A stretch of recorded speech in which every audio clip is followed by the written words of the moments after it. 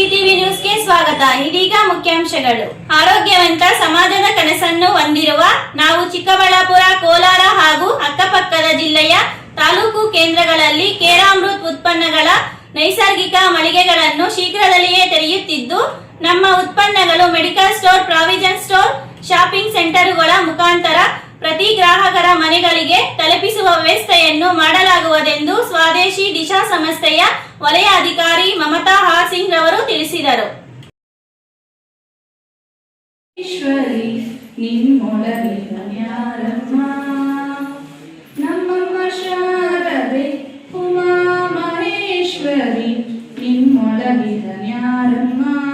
ಚಿಂತಾಮಣಿ ನಗರದ ಕೆಪಿ ರಸ್ತೆಯಲ್ಲಿನ ಸ್ವದೇಶಿ ದಿಶಾ ಸಂಸ್ಥೆಯ ಮನಿ ಮಹತ್ ಎಂಟರ್ಪ್ರೈಸಸ್ ಕೇರಾಮೃತ್ ಉತ್ಪನ್ನಗಳ ನೈಸರ್ಗಿಕ ಮಳಿಗೆ ವತಿಯಿಂದ ಚಿಂತಾಮಣಿ ತಾಲೂಕು ಮಾಡಿಕೆರೆ ಕ್ರಾಸ್ನಲ್ಲಿನ ಮಾವು ಅಭಿವೃದ್ಧಿ ಕೇಂದ್ರದಲ್ಲಿ ವಿಶ್ವ ಮಹಿಳಾ ದಿನಾಚರಣೆ ಕಾರ್ಯಕ್ರಮ ವಿವಿಧ ಕ್ಷೇತ್ರಗಳಲ್ಲಿ ಸಾಧನೆಗೈದು 26 ಮಹಿಳೆಯರನ್ನು ಸನ್ಮಾನಿಸಿ ಅಭಿನಂದಿಸುವುದರ ಮೂಲಕ ಅರ್ಥಪೂರ್ಣವಾಗಿ ನಡೆಯಿತು.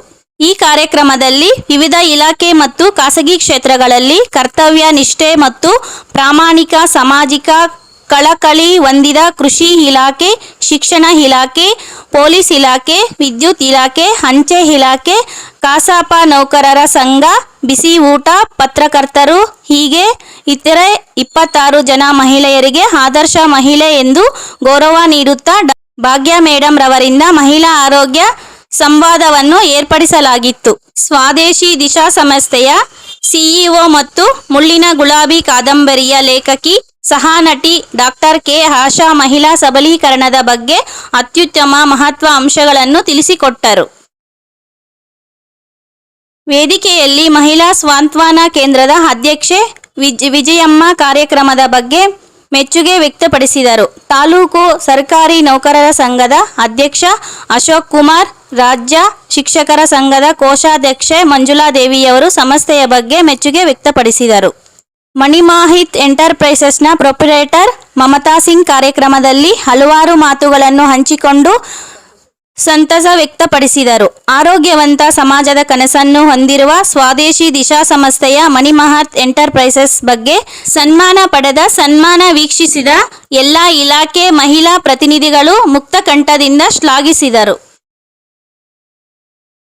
ಇನ್ನು ಕಾರ್ಯಕ್ರಮದಲ್ಲಿ ನೌಕರರ ಸಂಘದಿಂದ ಎಸ್ ಗಾಯತ್ರಿ, ವಿದ್ಯುತ್ ಇಲಾಖೆಯ ನಾಗಮಣಿ, ಸಿಟಿವಿ ನ್ಯೂಸ್ ಯೂಟ್ಯೂಬ್ ಚಾನೆಲ್ನ ಸುದ್ದಿ ವಾಚಕಿ ಅಶ್ವಿನಿ, ಕಾಲೇಜು ಇಲಾಖೆ ಸುಮಿತ್ರಮ್ಮ, ಕೃಷಿ ಇಲಾಖೆ ವೀಣಾ ಟಿ, ಅಂಚೆ ಇಲಾಖೆಯ ಸಂಧ್ಯಾ ಮಂಜುನಾಥ್, ಕೆಎಸ್ಆರ್ಟಿಸಿಯ ಅಮರಾವತಿ, ಕೆಎ ಯೋಗ ಶಿಕ್ಷಕಿ ಗೀತಕ್ಕ, ಟಿವಿ ಮಾಧ್ಯಮ ಶ್ವೇತಾ ಕೆಎಸ್, ಶಿಕ್ಷಣ ಇಲಾಖೆಯ ವಿ ನಿರ್ಮಲಾ, ಮಹಿಳಾ ಸ್ವತಾನ ಕೇಂದ್ರ ಅಧ್ಯಕ್ಷೆ ಡಾಕ್ಟರ್ ವಿಜಯಮ್ಮ, ಪೌರ ಕಾರ್ಮಿಕೆ ಶಾಂತಮ್ಮ, ಆಟೋ ಚಾಲಕಿ ರಹಮತ್, ಬಿಸಿಯೂಟ ಅಧ್ಯಕ್ಷೆ ಅಮರಾವತಿ, ಅಂಗನವಾಡಿ ಶಿಕ್ಷಕಿ ಲಕ್ಷ್ಮೀದೇವಿ, ಸಮಾಜ ಸೇವಕಿ ಶೈಲಜಾ, ಅಂಜಲಿ ಫ್ಯಾಷನ್ ಅಂಜಲಿ, ಪೊಲೀಸ್ ಇಲಾಖೆಯ ಸುನೀತಾ ಬಿಎಂ, ವಕೀಲೆ ಶೋಭಾ ರಘುನಾಥ್ ರೆಡ್ಡಿ, ಕಸಾಪದ ಸರಸ್ವತಮ್ಮ, ರಾಜ್ಯ ಗ್ರಾಮೀಣ ಶಿಕ್ಷಕರ ಕ್ರೋಶ ಅಧ್ಯಕ್ಷೆ ಮಂಜುಳಾದೇವಿ, ಶುಶ್ರೂಷಕಿ ಮಾನಸ, ಓಂ ಶಕ್ತಿ ಸಂಘದ ಸುನೀತಾ ಸೇರಿದಂತೆ 26ಕ್ಕೂ ಹೆಚ್ಚು ಮಹಿಳೆಯರಿಗೆ 2026ನೇ ಸಾಲಿನ ಆದರ್ಶ ಮಹಿಳೆ ಸಾಧಕ ಪ್ರಶಸ್ತಿ ನೀಡಿ ಆತ್ಮೀಯವಾಗಿ ಸನ್ಮಾನಿಸಿ ಅಭಿನಂದಿಸಲಾಯಿತು. ಬಹಳಷ್ಟು ಜನ ಆ ಕನಸನ್ನ ನನಸು ಮಾಡೋದ್ರಲ್ಲೇ ತನ್ನ ಜೀವನವನ್ನ ಮುಗಿಸ್ಬಿಡ್ತಾರೆ. ಇನ್ ಕೆಲವರು ನನಸು ಆಗೋಷ್ಟೊತ್ತಿಗೆ ಅವರೇ ಇರೋದಿಲ್ಲ, ಇನ್ ಕೆಲವರು ಅದನ್ನ ಸಾಧಿಸಿ ತೋರಿಸ್ತಾರೆ. ಅಂತಹ ಒಂದು ತನ್ನ ಜನನದಿಂದ ಇವತ್ತಿನವರೆಗೂ ಇಂತಹ ಒಂದು ಅದ್ಭುತವಾಗಿರ್ತಕ್ಕಂಥ ನಕ್ಷತ್ರದಲ್ಲಿ ಜನ್ಮ ಪಟ್ಟಂತಹ ಒಬ್ಬ ಮಹಿಳೆಯ ಕಿರು ಪರಿಚಯ ಮಾಡೋದಕ್ಕೆ ನಾನು ಇಷ್ಟಪಡ್ತೀನಿ. ಸ್ನೇಹಿತರೆ, ಬಹುಶಃ ಯಾರು ಊಹೆ ಮಾಡ್ಕೊಂಡಿರಲಿಲ್ಲ. 2012ರಲ್ಲಿ ಭಾರತ ದೇಶದಲ್ಲಿ ಒಂದು ಸಂಸ್ಥೆಯನ್ನು ಹುಟ್ಟಾಕ್ತಾರೆ. ಹುಟ್ಟಾಕಕ್ಕೆ ಮುಂಚೆ ಸರ್ಚ್ ಮಾಡ್ತಾರೆ, ರಿಸರ್ಚ್ ಮಾಡ್ತಾರೆ, ದೇಶ ಸುತ್ತಾರೆ, ಅನೇಕ ದೇಶಗಳಿಗೆ ಹೋಗ್ತಾರೆ, ದೇಶ ವಿದೇಶಗಳಿಗೆ ಹೋಗ್ತಾರೆ, ಪ್ರತಿಯೊಂದು ಕಡೆ. ಯಾಕೆಂದ್ರೆ ನೊಂದ ಮನಸ್ಸುಗಳು ಅವರಿಗೆ ತುಂಬಾ ಹತ್ರ ಆಗ್ತಾ ಇತ್ತು. ಕಾರಣ ಇಷ್ಟೇ, ಇತ್ತೀಚಿನ ದಿನಗಳಲ್ಲಿ ಪರಿಸ್ಥಿತಿ ಏನಾಗ್ತಾ ಇದೆ ಅಂದ್ರೆ ಮನೆಯಲ್ಲಿ ಹುಟ್ಟಿ ಮನೆಯಲ್ಲಿ ಸಾಕ್ತಕ್ಕಂಥದ್ದು ಬಹಳ ಕಡಿಮೆ ಆಗ್ತಾ ಇದೆ. ಆಸ್ಪತ್ರೆಯಲ್ಲಿ ಜನ್ಮ ಪಡೆದು ಆಸ್ಪತ್ರೆಯಲ್ಲಿ ಸಾವಾಗ್ತಕ್ಕಂಥದ್ದು ಅವರ ಕಣ್ಣಿಗೆ ನೋಡಿ ತುಂಬಾ ದುಃಖ ಆಗುತ್ತೆ, ಬೇಸರ ಆಗುತ್ತೆ.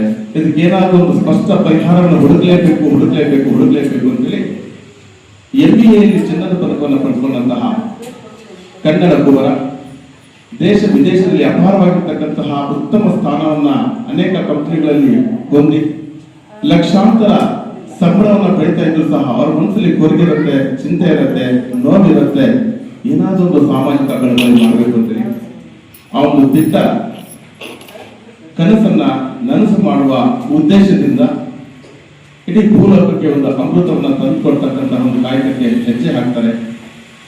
ಅದು ಇತ್ತೀಚಿನ ದಿನಗಳಲ್ಲಿ ಆರೋಗ್ಯದ ಸಮಸ್ಯೆಗಳು ಯಾಕೆ ಆಗ್ತಾ ಇದ್ದಾರೆ ಅಂತ ಹುಡುಕಿದಾಗ ಅವ್ರು ಗೊತ್ತಾಗಿದ್ದಿಷ್ಟೇ, ಏನು ಹಿರಿಯರು ಮಾಡ್ತಾ ಇದ್ರು ಆ ಹಿರಿಯರು ಮಾಡ್ತಕ್ಕಂಥ ಕೆಲಸವನ್ನು ನಾವು ಬಿಟ್ಬಿಟ್ಟಿದೀವಿ, ಅವ್ರು ತಿಂತಕ್ಕಂಥ ತಿಂಡಿಯನ್ನ ಬಿಟ್ಟಿದ್ದೀವಿ, ಅವ್ರು ಕುಡಿತಕ್ಕಂಥ ನೀರನ್ನ ಬಿಟ್ಟಿದ್ದೀವಿ, ಅವ್ರು ತಿಂತಕ್ಕಂಥ ಯಾವ್ಯಾವ ವಸ್ತುಗಳಿದ್ವು ಅವೆಲ್ಲವನ್ನ ಬಿಟ್ಟಾಗ ಅವರಂತೆ ಆಯುಷ್ಯನ್ನು ಪಡ್ಕೊಂಡಿದ್ದೀವಿ.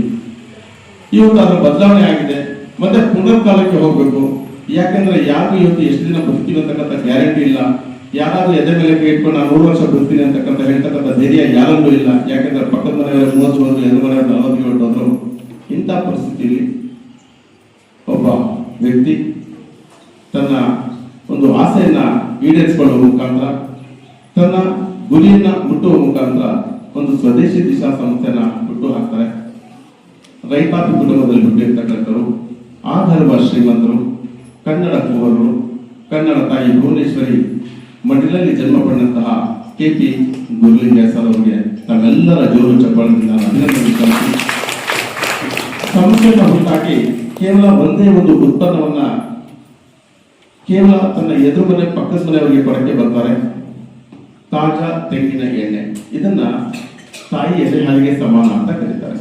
ತಾಯಿ ಎದೆ ಹಾಲಿಗೆ ಸಮಾನ ಅಂತ ಅಮೃತದಂತಹ ಎಣ್ಣೆಯನ್ನ ಅಕ್ಕಪಕ್ಕ ಮನೆಗೆ ಕೊಡ್ತಾ ಎಷ್ಟು ಮುಖ್ಯಾತಿ ಆಗುತ್ತಪ್ಪ ಅಂದ್ರೆ ಅವರಿಗೆ ತುಂಬಾ ಬದಲಾವಣೆ ಆಗುತ್ತೆ. ಆರೋಗ್ಯಕರವಾಗಿರ್ತಕ್ಕಂಥ ಸ್ಥಾನಗಳು ಬದಲಾವಣೆ ಆಗುತ್ತೆ. ಆರೋಗ್ಯಕರವಾಗಿರ್ತಕ್ಕಂಥ ವಾತಾವರಣ ಸೃಷ್ಟಿಯಾದಾಗ ಅಕ್ಕಪಕ್ಕದ ಮನೆಗೆ ಹೋಗ್ತಕ್ಕಂಥ ಎಣ್ಣೆ ತನ್ನ ಪಕ್ಕದ ಬೀದಿಗೆ ಹೋಗುತ್ತೆ, ತನ್ನ ತಾಲೂಕಿಗೆ ಹೋಗುತ್ತೆ, ತನ್ನ ಜಿಲ್ಲೆಗೆ ಹೋಗುತ್ತೆ, ತನ್ನ ರಾಜ್ಯಕ್ಕೆ ಹೋಗುತ್ತೆ. ಇದು ಹೀಗೆ ಇದ್ರೆ ಒಬ್ಬರಿಗೊಬ್ಬ ಅಲ್ಲ, ದೇಶ ವಿದೇಶಗಳಲ್ಲಿ ಸುಮಾರು ದೇಶಗಳಿಗಿಂತ ಹೆಚ್ಚಿಗೆ ದೇಶಗಳಲ್ಲಿ ಒಂದು ಉತ್ಪನ್ನವನ್ನ ಕೊಡೋದ್ರ ಮುಖಾಂತರ ಹೆಜ್ಜೆ ಇರ್ತಾರೆ. ಬಹಳಷ್ಟು ಬದಲಾವಣೆಗಳು ಜೀವನದಲ್ಲಿ ಕಾಣ್ತಾ ಇರ್ತಾರೆ. ಅದು ತಾಜಾ ತೆಂಗಿನ ಎಣ್ಣೆಯ ಮುಖಾಂತರ. ಕಾರಣ ಇಷ್ಟೇ, ಇತ್ತೀಚಿನ ದಿನಗಳಲ್ಲಿ ನಾವು ಬಳಸ್ತಕ್ಕಂಥ ಎಣ್ಣೆ ಅಲ್ಲ ಅಂತ ಗೊತ್ತಿರ್ತಕ್ಕಂಥ ಸತ್ಯ. ಮಕ್ಕಳ PCOD ಅಥವಾ PCOS ಸಮಸ್ಯೆಗಳನ್ನ ಬರೋದಕ್ಕೆ ನಾವು ಹೊಸ ಮುಟ್ಟೋದಕ್ಕೂ ಬಿಡೋದಿಲ್ಲ ಅಂತ ಚಾಲೆಂಜ್ ಮಾಡಿಟ್ಟಿದ್ದೀವಿ. ಅಷ್ಟೆಲ್ಲ ಅಷ್ಟು ಮನೆಗಳ ಆರೋಗ್ಯದ ಜವಾಬ್ದಾರಿಯನ್ನು ಹೊತ್ಕೊಂಡಂತಹ ನಮ್ಮಂತವರಿಗೆ ಬಾಳನ್ನ ಕೊಟ್ಟಿರ್ತಕ್ಕಂತಹ ಗುರು ಸರ್ಗೆ ಎಷ್ಟು ಧನ್ಯವಾದಗಳು ಹೇಳಿದ್ರು ಕಡಿಮೆ. ಸಂಸ್ಥೆ ಇನ್ನು ಮುಂದಿನ ದಿನಗಳಲ್ಲಿ ಯಾವ ಮಟ್ಟಕ್ಕೆ ಬೆಳೀತಾ ಇದೆಯಪ್ಪ ಅಂತಂದ್ರೆ, ಭಾರತ ದೇಶದ ವರ್ಜಿನ್ ಕೋಕೋನಟ್ ಆಯಿಲ್ ಸಂಸ್ಥೆ 2012ರಲ್ಲಿ 1 ಲೀಟರ್ ಪ್ರಾರಂಭವಾಗಿ 1,000 ಲೀಟರ್ಗೆ ಬಂದು 10,000 ಲೀಟರ್ಗೆ ಬಂದು 1 ಲಕ್ಷ ಲೀಟರ್ನ ಉತ್ಪಾದನೆ ಮಾಡ್ತಾ ಇದೆ. ಅಷ್ಟೇ ಅಲ್ಲ, ಕೆಲವೇ ದಿನಗಳಲ್ಲಿ ವಿಶ್ವದ ಏಷ್ಯಾ ಖಂಡದ ಅತ್ಯಂತ ದೊಡ್ಡ ಉದ್ಯಮ ಕಂಪನಿ ಅಂತ ಅನ್ಕೊಳ್ಳೋದ್ರಲ್ಲಿ ಎರಡು ಮಾತಿಲ್ಲ. ಇದಕ್ಕೆ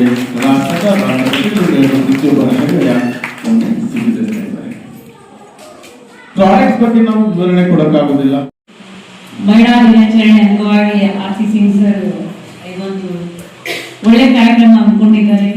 ಒಳ್ಳೆ ಸಂಸ್ಥೆಯ ಒಳ್ಳೆ ಕಾರ್ಯಕ್ರಮ. ಈ ಸಂಸ್ಥೆ ಇರೋದೇ ನಿಮ್ಮ ಇಲ್ಲೆಲ್ಲರೂ ಕೂತಿದ್ರಲ್ವ, ಇಷ್ಟೊತ್ತನ ಕೂತಿದ್ದೀರಲ್ವಾ, ಒಂದಲ್ಲ ಒಂದು ಹೆಲ್ತ್ ಸಮಸ್ಯೆ ಎಲ್ರಿಗೂ ಇದೆ.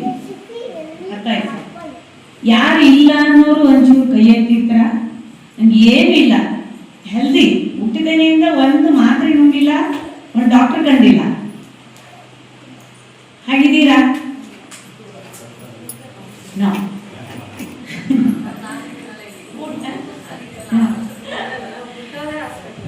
ಸದ್ಯ ಹೇಗಾಗಿದೆ ಅಂದ್ರೆ ಜನಜೀವನ, ಈಗ ನನ್ನ ಹತ್ರ ಬರು 21 ವರ್ಷ ಸರ್ವಿಸ್ ಅಲ್ಲಿ ನಾನು ನೋಡಿದ್ದಿಷ್ಟೇ,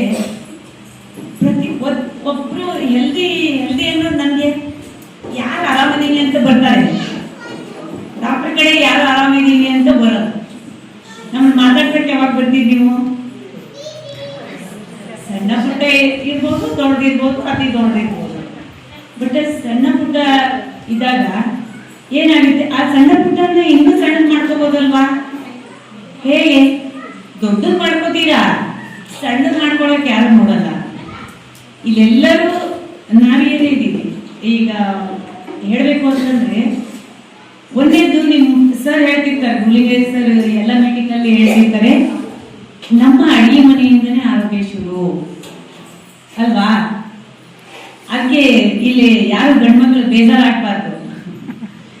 ಎಲ್ಲಿ ನೀವು ನಾರಿಯರನ್ನ ಚೆನ್ನಾಗಿ ನೋಡ್ಕೋತೀರಿ ಅಲ್ಲಿ ನಿಮ್ಮ ಆರೋಗ್ಯ ಚೆನ್ನಾಗಿ ಬರುತ್ತೆ ಅಲ್ವಾ. ನೀವು ಸಿಟ್ಟು ಮಾಡ್ಕೊತೆ ತಂದಿನಿ ಏನಂತ ಕೇಳಿ ತಂದಿದ್ದೀನಿ ತಗೋ ಮಾಡು, ಅವ್ರ ಭಾವನೆ ಹೇಗಿರ್ತೈತೆ, ಪ್ರೀತಿ ಇರುತ್ತೆ ಅಲ್ಲಿ. ಅದಕ್ಕೆ ಅಡಿಗೆ ಮನೆಯಿಂದಾನೆ ಆರೋಗ್ಯ ಬರೋದು. ಎಲ್ಲಿ ನಾರಿಯರನ್ನ ನೀವು ಸ್ತ್ರೀಯನ್ನ ದೇವತೆ ಸ್ಥಾನದಲ್ಲಿ ಕೂತು ನೋಡ್ತೀರಿ ಆವಾಗ ದೇವತೆಗಳಲ್ಲ ಎಲ್ಲ ಆರೋಗ್ಯನೂ ಒಳಗೆ ಬರುತ್ತೆ. ಅಂದ್ರೆ ಈ ಜೀವಂತ ಭೂಮಿ ಮೇಲೆ ಬಂದಿಂದ ನಿಮ್ಗೆ ಏನಿದೆ ಹೇಳಿ, ದೇವರು ಏನು ಆರೋಗ್ಯ ಇದ್ರೇನೆ ಎಲ್ಲ ದೇವ್ರ ಗುಡಿಗೆ ಹೋಗೋದು, ನೀವು ಎಲ್ಲ ದೇವ್ರ ಪೂಜೆ ಮಾಡೋದು, ಎಲ್ಲ ಕಾಯಕ ಮಾಡೋದು. ಕಾಯಕ ಕೈಲಾಸ ಅಲ್ವಾ, ಎಲ್ಲ ಮಾಡೋದು ಯಾವಾಗ? ಎಷ್ಟೇ ಕೋಟಿ ಸಂಪಾದನೆ ಇದ್ರು ನಿಮ್ಮ ಆರೋಗ್ಯ ಕೈ ಕೊಟ್ರೆ ಅದು ವೇಸ್ಟ್.